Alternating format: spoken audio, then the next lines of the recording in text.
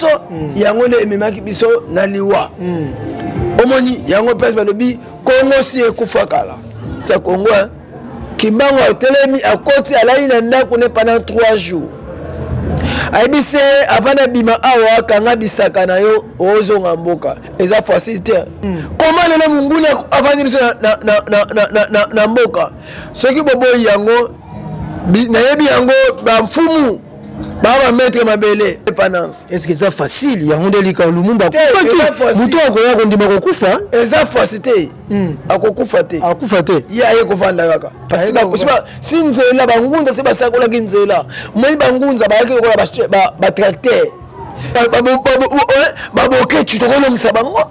opesi bokechu leso tokolongisa bango oui ata bango moko baweka na bajibe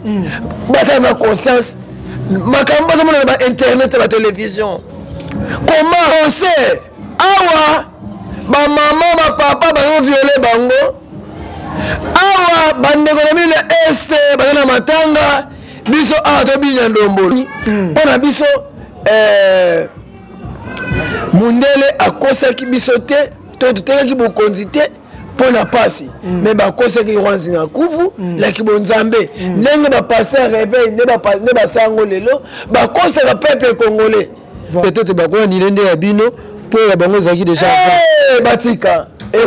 wana bakoluka likambo 4 janvier 4 janvier banilaka meeting ya Kasavu basepte match po mondori ona lobi boye ngape mikina milimu eyokaka biso.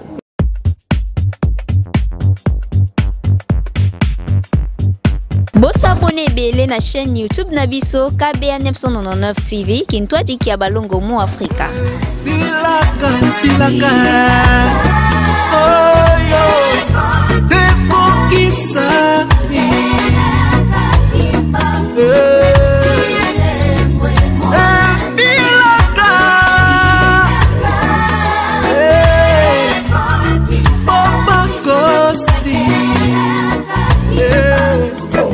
Bonjour, bonsoir, partout boza kolanda biso na émission na bino nzungu ya bantango esiko wapi tolambaka vraiment elubu pona kopesa bino pimbo ya bantango ya ndenge na ndenge ka lomisano tozaka au rendez-vous na bino botalaka biso bolingaka biso na numéro ya lelo ya sika oyo tomemeli bino vraiment ezali pona koteya pona kolakisa bato oyo nyonso bazali partout na mokili nyonso esiko wapi toza kokende bato oyo penza bazali kotelemela injustice quoi yango penza esengaki tomona vraiment tout monde kosi kamalangwa oyo vraiment azali moko ya banganga nzambe atalisaka penza siko wapi nzela ya nzambe ezali parce que ebele bakende ya libungi kasi kumwa nkosi kamalangwa alobi akotikala nsima te akozala toujours wana mpona kozongisa bana na nzambe na nzela et surtout peuple dédié et puis bai nyonso balingaka mboka au Congo bozala scotché branché boyeba nini penza tout monde nkosi amemeli bino mokolo ya lelo nde tozala ye na plateau topesi mbote bonjour matondo mingi papa mopanzi sango na lobi kwa bayindo tozoko kaka toza malamu lelo bo tozali na esenga koyamba yo ebele bazali babenga partout Belgique France États-Unis mikili ya poto balobi lelo émission ezali pour moi spécial parce que toyebi ete tozali na mabongisa mio toza kobongisa mpona mikolo ya anniversaire ya mboka na biso babengi na kombo ya le 30 juin nayebi te mutuna ya liboso yango wana ozwi le 30 juin ndenge nini est-ce que ezali esengo to toza kofetango kaka malgré bitumbo eza kodéranger mboka na biso to fete kaka quand même to yoko koloba nini na likambo yango bon 30 juin ba kontina biso si baboma yango baboma yango oui fete yango ezalaka soutien ate tofetaka 30 juin mais tofetaka yango na valeur na yango te parce que ntango tolobela indépendance esengeli ntango batangisaka bana mpo tokoma indépendant tozalaki wapi nini esalaki biso tozwa indépendance mais indépendance tozwa eza vraiment na nguya nango te mpe eza na bokasi nango te ndenge tuta mokonzi ya mboka uta koloba Congo si ekufa kala. Oh. Mais toujours indépendant, tout le monde mindele bazaka ko sala kana tango ya Belge ne bazaka koloba. Ba le poto ba Belge ne tozaki na bango ensemble na gouvernement ozomona ke mindele bazaka kati ya gouvernement lelo tozabiso moko ba imwindo. Pasi nini suso komona kumkosi to komona pasi po nini tant que bana mboka nde bazaka ko gérer makambo na ndenge na bango. Toto lobi bongo. Tina nango eza nini tata mopandisa yango. Na table ronde pour toute indépendance. Ba leader mibale entre Kasavubu na Lumumba. Lumumba Kasavubu lobby, Lumumba lobby. Même maloba Lumumba akozaki intérêt pona biso tomitambusa toujours indépendance, toujours indépendance totale. Voilà. Ukuta na kibonzambe na kibosuni biso moto diriger après indépendance to diriger mokini na biso moko mais babomaka Lumumba elikoloba ako Lumumba babomaki na maloba na ye pe na makanisi na ye tosalelaki likanisi oyo ezalaki intérêt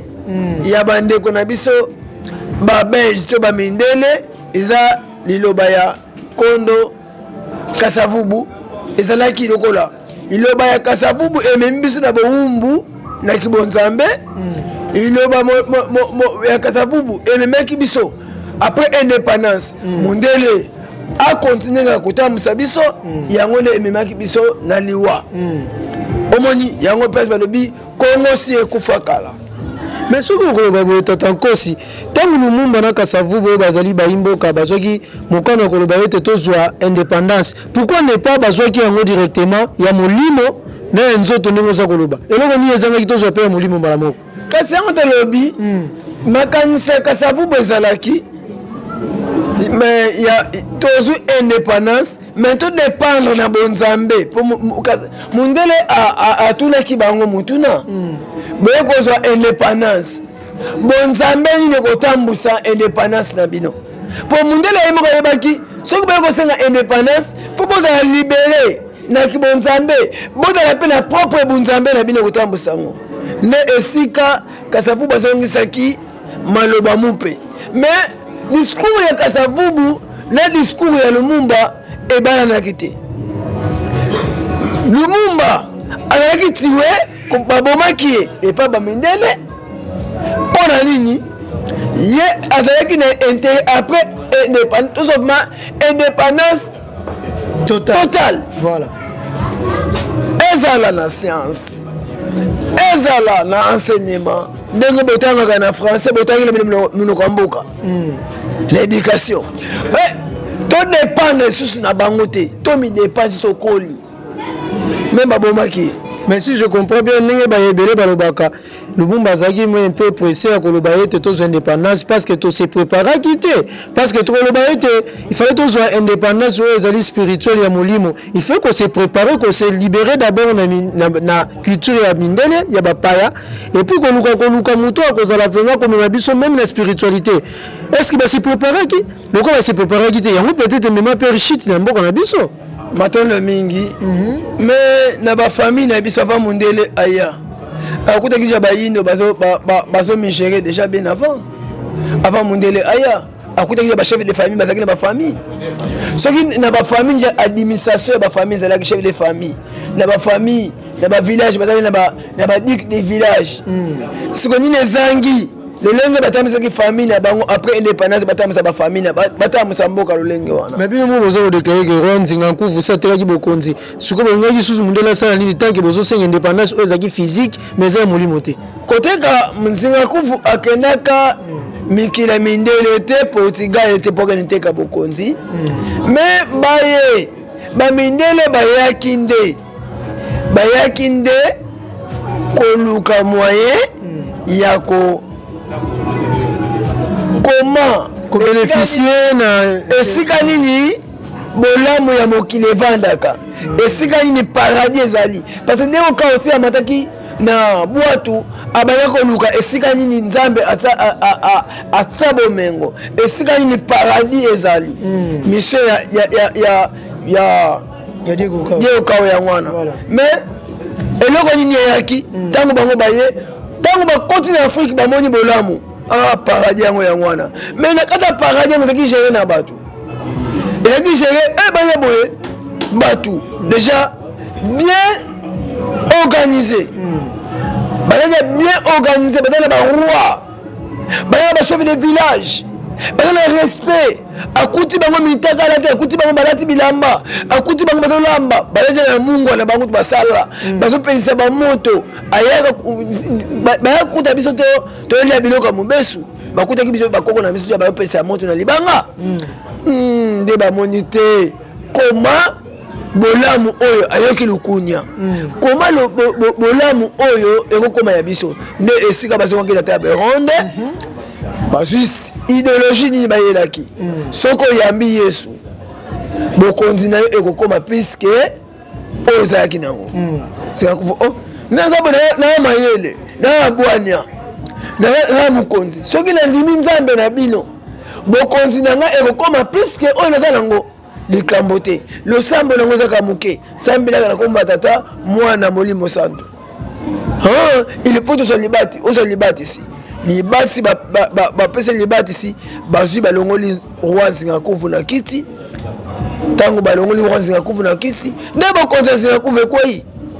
omoni mpona biso mundele akosaki biso te to totekaki bokonzi te pona pasi mais bakosaki roi Zingakuvu laki bonzambe ndenge bapasteur réveil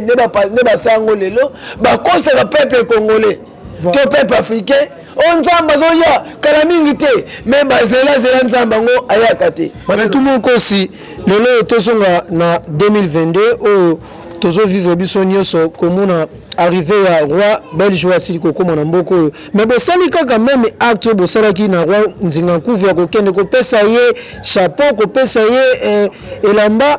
na ebité eza complexe to eza nini parce que lelo bozo kolelaka roi Nzingakuvu mutasaki erreur ya kopesa bokonzi na baye étranger mais lelo bosali même acte est-ce que bozo mona te que danger on ezo subir que to évoluer toujours na sous indépendance wana gande tozaki liboso matolo mingi liboso na kumisi tata mokeli ndenge a protéger ka Congo lingo tekama mais acte moko elega kiwana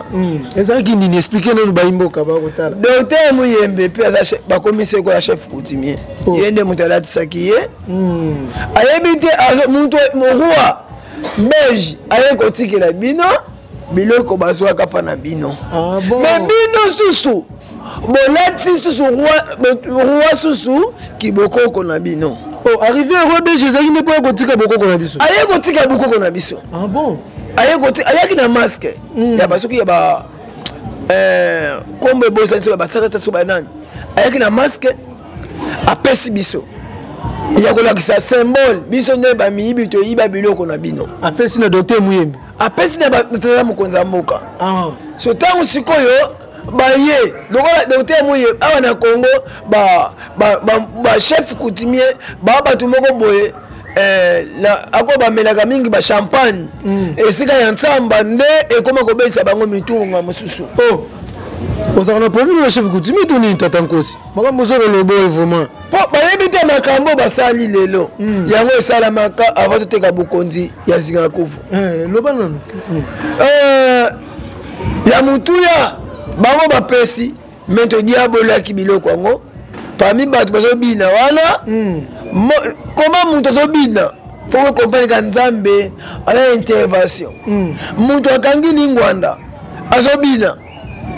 po babini na roi mais fallait ala tala kiloti na se ayatika lingwanda sans sous-vêtement sans décaler wapi tango alalisi na soko na ye wapi côté ya roi atali encore roi misu na ye emonai kaka masoko ya mutu moyindo roi badiobolaki bon enurie ako roi misu na ye emonaki mulumbu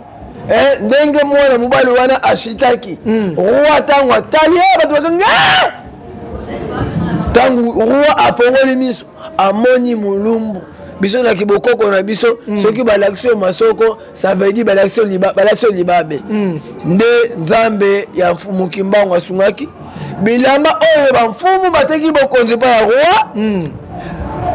intervention ya mfumu Kimbangu yaki badiobolo yango susu na malédiction roi atil komona donc babotoli mbala moko babotolaki déjà babebisango déjà na minute oyo tolobaki tosususu tozokende na procédure maintenant ya deuxième indépendance oui yango moni étoile wana bamonaki parce que ntango nango ekoki parce que Kimbangu alobaki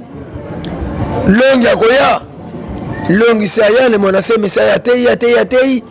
longi ne monaseme a démontré force comment force kingunza ngunza bala mokili esalema banda mokili mobimba esalema c'est la première fois mutu abeti syndicat to lisango ekoma gaz longi atei bonzambe atei science atei politique siko esengeli mutu oyo koya kovandisa deuxième indépendance. Ah bon? Oya kozala lokola charge ya deuxième indépendance. Est-ce que c'est facile? Ya honde lika Lumumba kufa ki mutu akoya kondima kokufa? Eza facile. Akokufa te. Akufa te. Ya aye kovanda kaka. Parce que si nzela bangunza se basakola ki nzela. Moi bangunza ba yaki kola ba tracteur. Sikoyo tango tokomiso na tango kitinuka kimpeve ka yala monti ya Kongo. Tokomiso na tango sikoyo kitinuka kimpeve ka yala monti ya Kongo. Kitinuka kimpeve. Sikoyo ako mfumu Kimbangu lobaka bana moko bakokende bakolongwa na mpasi kwela mboka na mabele ya Kongo to Afrika.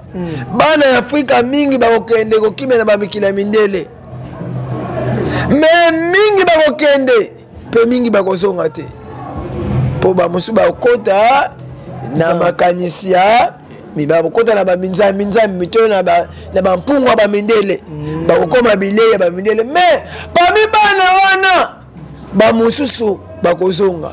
bango wana bakwena changement pami batu wana lelo tokomi na eleko ya 2021 na santole ya mfumu Kimbangu moko kaka souffrance ya Congo Kimbangu atelemi akoti alai na ndako ne pendant 3 jours aibise avana bima awa kanga bisaka na yo ozonga mboka eza facilité pe a convaincre bana na ye a convaincre mwasi na ye kutalinga bude ye moko Kimbangu abimeli yesusu mama kene matana Air France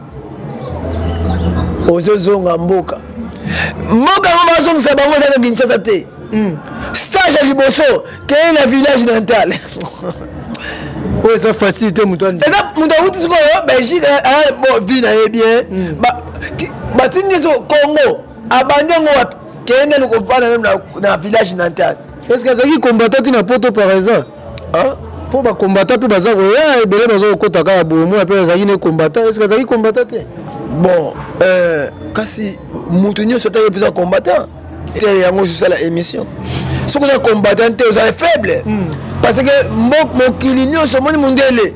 soki lelo alité français telema po abunaki po français telema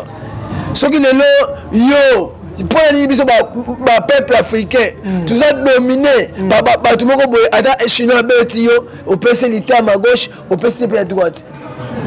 Mais il faut la combattre, oui, ça combattre, ce que la combattre, on vivre bien. Ah bien, c'est dans la Bible, on va bêtir au PCSO. Ils sont la bêtir à Tatanko, en tout cas. Non, ce qu'on bêtir à Awa.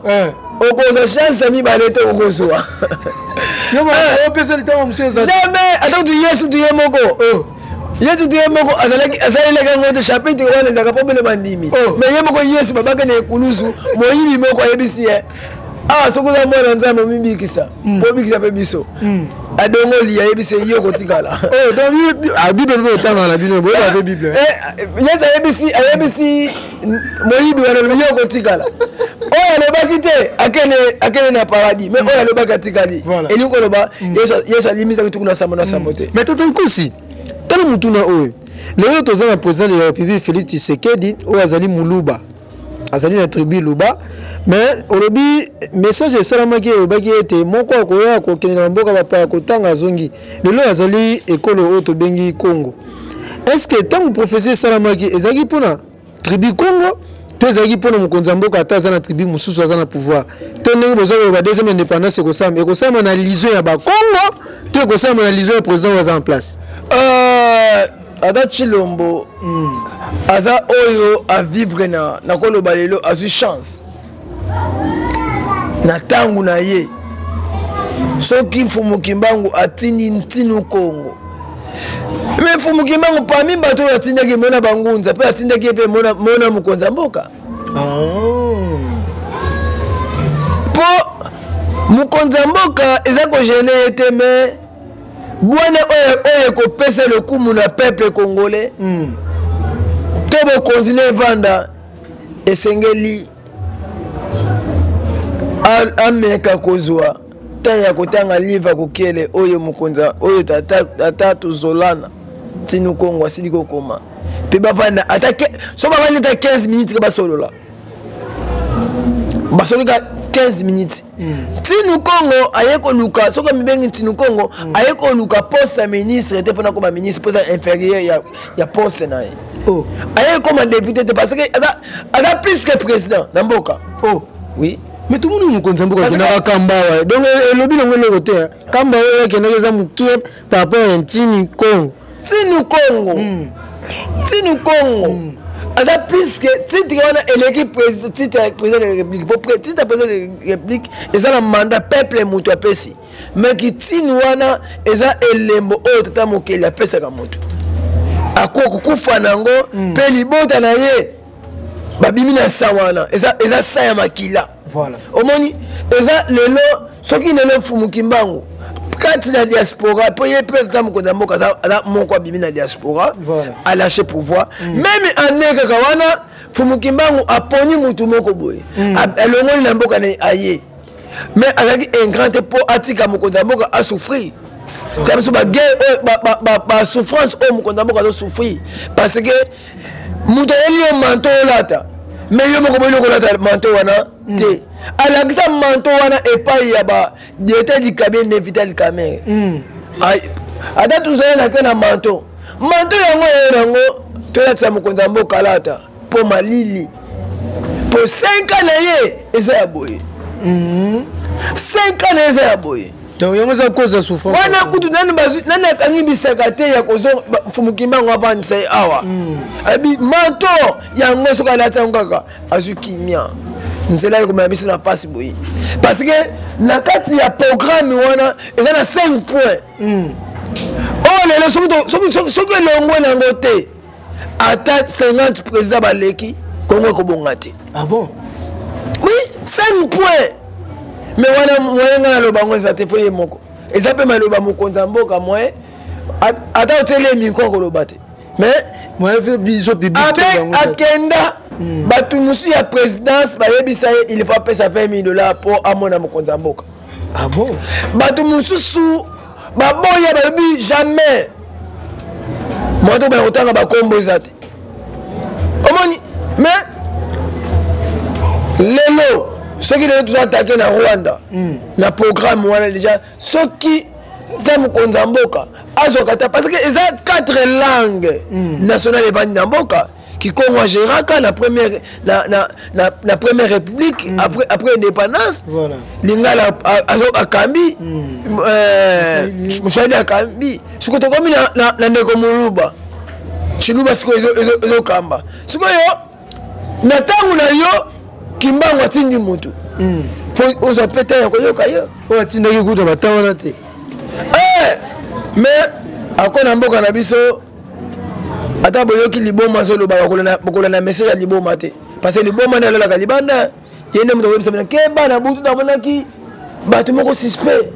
na minduki boyoka na pe liboma ngozi makamenya aninga loba mais total kosi lelo toza kobelo na le 30 juin na habité boza pe unité c'est comme si est-ce que c'est facile de réunir ngunza nyonso ba chef coutumier nyonso bozala bomoko ne to mona balelo kimbanguiste ezali tozo mona donc bozali ebele est-ce que c'est facile même si bon salimbela est-ce que mbela na bino penze ko simba ba couche nyonso bozala réunir to mona pena que oui les 30 jours bo monde to moni pe bino na nzela ne to mona le 25 mai ndenge ba fêtera ba Noël na bango souffrance ya peuple congolais ezaka ya bato balati kimbangu te likambo le 30 juin ezalaka te mpo na ngai ngunza mais likambo ya 30 juin ezali mpo na peuple congolais mobimba yango wana tokosenga na bapeuple congolais makambo ini parce que place moko tomona na tribunal bangunza basamba eza te nde omona na batribunal bapase na bapase basambaka so omona na tribunal bachef coutume basamba omoni tosengi na peuple congolais mobimba botelema naza na message avant naloba mutu na oyo tuni ndeko aza na France aza Brazzavillois boyoka message ya Brazzavillois oyo apesi pona tina le 30 juin voilà. Pe makambo na yango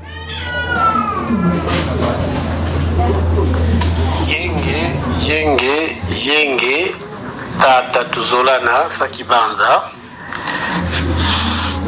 njangalali nga papa mabonzo mamboka France na botami na Congo foi na sepeli makasi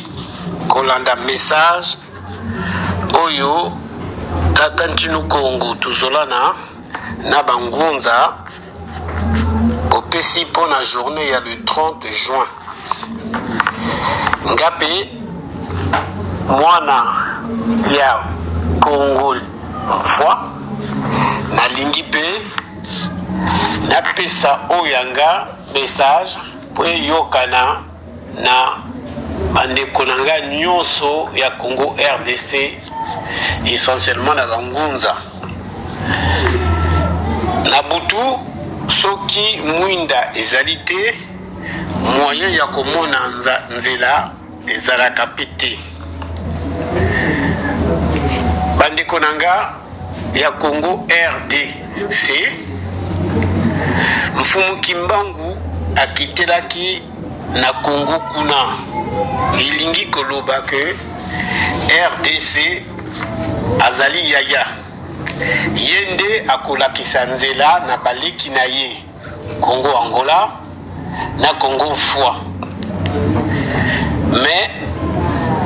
papa nkusu boyoka ne mwana nsani boyoka akomema baleki tata menga boyoka papa Simon Kimbangu nkangani boyoka le 30 juin oyo esengeli bayaya bopelisa mwinda tokumisa mvulusi Kimbangu po anikabaki mbeka toleza bambonga bantinsani bambonga mabonza chaque dimanche epesi lokumu na mutu mundu te pe ya bato moyindo bambongo tolie totambola na mituka papa Simon Kimbangu otambola na bien cortège papa nkusu tala ba email otambolaka nango yango lobiko bayindo te yango miso bayela biso te boyoka bandeko Kongo za yaya pona kozwa ndeko Brazzavillois oyo kutu ba profita ata na liberté yango te le 30 juin oyo tokanisa mapinga ya phare RDC na ba policier nyonso oyo bakufi bapesi bomoi na bango na kobundela mabele oyo ya Kimbangu le 30 juin oyo tokanisa ba mama ba jeune ba papa oyo bachaka elikia que balingi ba vivre na mabele ya bakoko na bango kasi banguna bakoteli bango bayiko boma bango tokanisa milimo nyonso wana.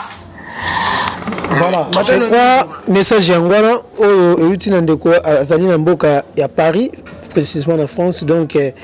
pour nous sensibiliser et puis kotalisa baimboka nyonso mais to betano lisolo les 30 jours na que to lo ba awa bande comme sous basomba ba ML ba otambola ba cortège na organisation bozo sala pour na 30 juin cotisation ezate ezana ke bimona ndako yaka to sangani to tamboli to ezana mo contribution mo bozo sala pour na organisation les kamala tout ça na organisation to likamambongo te comme nango peuple congolais telema voilà to sengi na mante fayu longola elama parti politique to sengi na bandeko IDPS longola elama parti politique lata elamba ya pembe bundela mboka voilà ozo tela yo ozo bundela Rwanda otala Kigali Rwanda azana mboka soki tuza unité mungunya akolonga biso na tango tobungisa lukomba élection na mboka na biso ah bon tobungisa lukomba élection tobundela mungunya po mungunya avandi na 26 provinces abila ya Congo mungunya avandi totika biso élection to sa élection te tokokende élection te bande ulemisa est kuna toko bakoro ndenge nini c'est ça bakonvote comment ndama mabele ndama nzoto na ezobela sikama musabi ezobela sikama bongo yo miso kolala ndenge nini yango to sengi yango na senga na tata Gentini Ngobila soki bapekisi marche oyo pona likambo tali concert wera na shibe mupepe tokotinda bilima tuzolo baboye akoza mukolo le 30 juin mokolo le 30 juin botika peuple congolais abima na balabala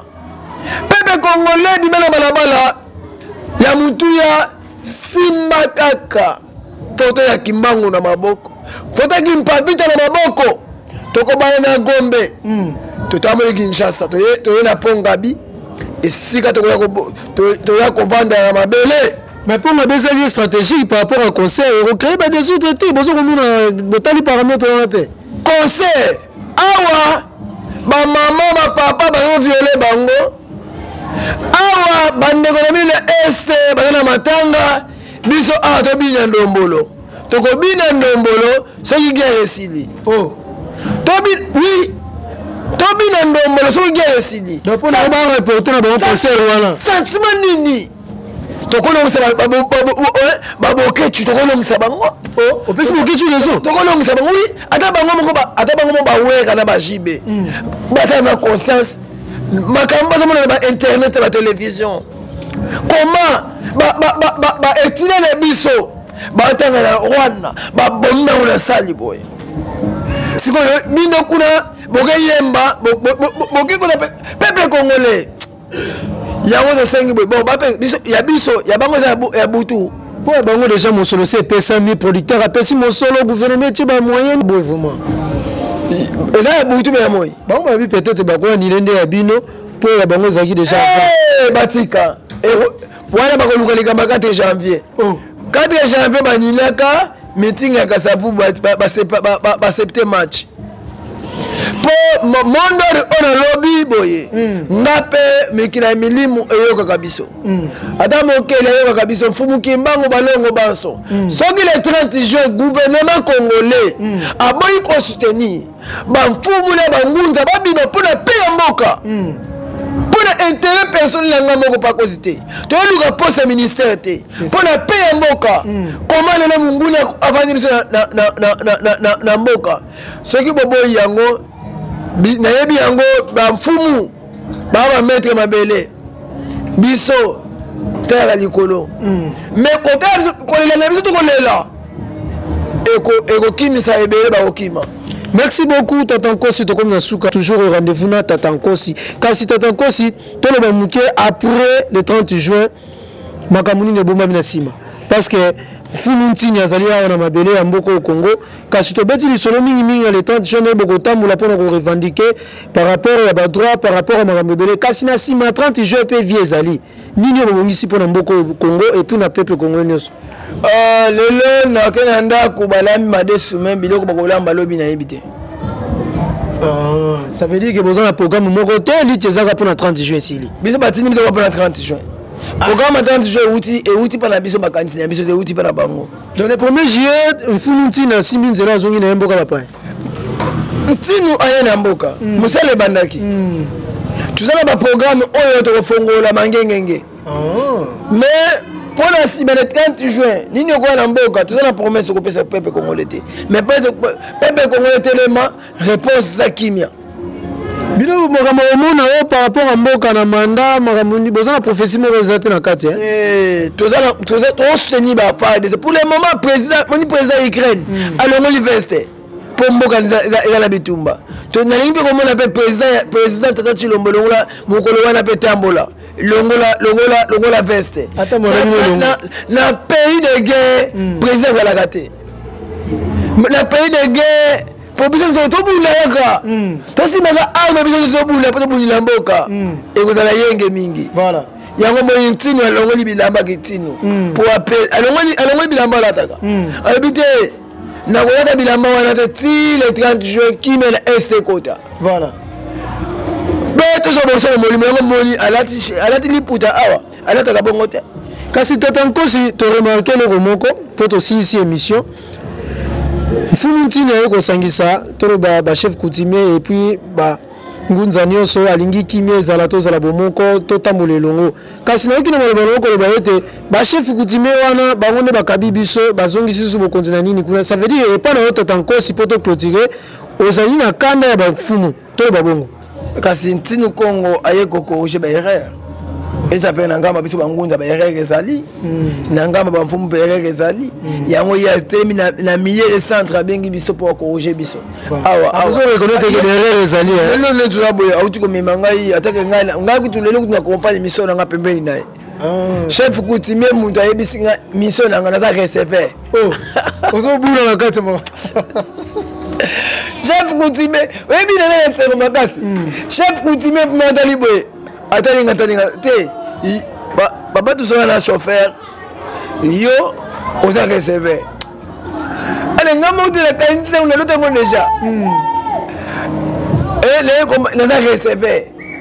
chauffeur apa tozola na siko ngana okoti so na kata bilaka voilà maintenant yango moni la milati ya bilamba oyo c'est ça chef coutumier moto yebisinga lelo donc la minute okoma chauffeur receveur botikala na receveur soko omanyi receveur okomi chauffeur abeti chauffeur coup d'état voilà message ya suka mpona baye nyonso balandi yo nayebi te surtout mpe en particulier na mboka na biso Congo soki mpenza ya motuya bato bakoki kosimba tata nkosi alobaki boye parce que na mikolo eleki tosaki émission mo tobi bokeba tata nkosi esi apesi message mpona mboka na biso Congo en tout cas bamessage eyaki ya mingi bato bazala kozela mpe lelo bayeba tata nkosi akoloba nini na suka tutelemelaki boye ya roi na émission wana ayebete eya nani ya pape azoja chikote po awa déjà po papoter si ezotelema royauté si etelemi royauté mokonzi ya royauté oyo avandaki na oyo bosali na ye kiti roi zinga kuvu oyo babomaka oyo bapengisaka roi zinga kuvu ye nde bosali na émission soko oyebi te oyo bovandaki na ye awa bosali na émission papa tuzolana okata ndai oloba te roi zinga kuvu ye wana nzete oyo bamatelaka yango bakitelaka tolobaki yango na émission pape oya kongo te ngai moko namonaki pape akomi bwate atengami naliaki ngombe ya fresh naliaki ngombe ya fresh awa ntino aye kotelemisa koki ntino etelemi malade etikali kaka na kipapote yango wana tozobuna mpe tozwa indépendance ya molimo mpo papote africaine esala nini etelema papa simoki mankengani ta mosu ye nde kozala pape africaine mais pour le moment mumfinda mosika mobila yango ozoleko na zamba oyo bomikotisa zamba yesu okotela kozala pape africaine te kuna pape chrétienne tout chemin mène à Rome matano mingi merci nayebi te soki bambote ezali moko mibale misato soki bazali matano mingi na bana bebe mikanye so bazosoutenir biso receveur na bango oyo ata kobelela micro kobelela ezosala mo pasi mais toyokova kaka bato oyo bayinaka biso topesi bino bamote ntango ya 1921 mpe fumuki mbango bandimaka ye pa bato nyonso te nga papa kosi soki nalobi nzete bamatelaki nakendaki ntina village natal ya ntini tozolana nakana makambo nayokaki yo mpe yaka na kotsona mutuka nanga naketika yo kuna oyoka yo moko sango matano mingi na mbumba vala matano mingi na bana nyonso bilaka nyonso mpo soki na tangi na memi ngambo mpe ye moko ye mei ntino kongo tozolana libanga na ye na bambie libanga ezali na motema te epesaka courage matano mingi. Merci beaucoup Fumu Kosi balobi boyende ezalaka esali esengo na baye nyonso balingaka émission oyo vraiment ememelaka bino bantango ya ndenge na ndenge ezalaki important tolobela mpenza sujet oyo parce que bayimboka ebele bazalaki na koyimayima bazalaki kosankete tokosuka wapi na mboka oyo ndenge nini voilà Fumu Kosi alobi ete bozala na kimia tozwa koluka moyen toluka kozala libéré par deuxième fois encore une fois tozala libéré dans le sens il y a indépendance il y a molimo nde tozala ngo comme message en tout cas to simba yango rendez-vous aux beaucoup plus le 30 juin par rapport à la marche où vous allez vraiment pacifique par rapport à côté le mena et puis qu'on pousser ba faire des sinabiso ko liboso donc c'est ça le message.